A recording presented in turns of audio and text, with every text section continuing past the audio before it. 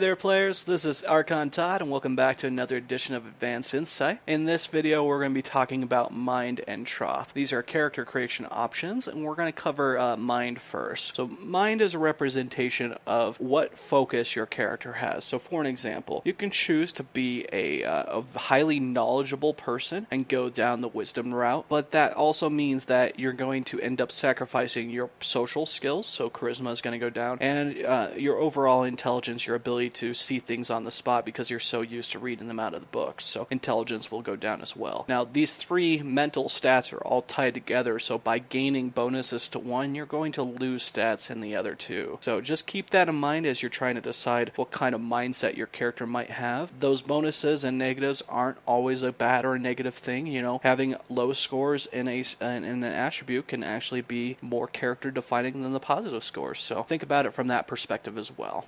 Now, Troth is the other element. You might not have even heard of this word before. Troth means truth, and it means personal truth or honor or code or things like that. And the method in which I'm using it for is to answer a very simple question about your character. Why do they live? You know, why do they exist? Why do they continue to survive? You know, why do they continue to push and keep on living instead of just rolling over and die? I believe that is a very important question for any character to answer. I mean, it's a question that we as humans are constantly going through our lives trying to answer.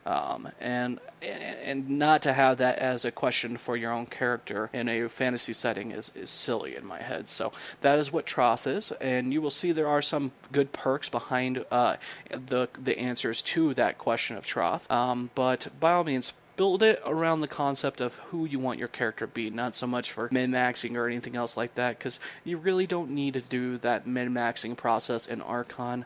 Honestly, you're going to get more power from your allies than you could get from your character creation in the first place, so don't even bother with that. Just have fun with the character creation process, and I know you'll like your characters. So that's the end of the Mind and Troth section.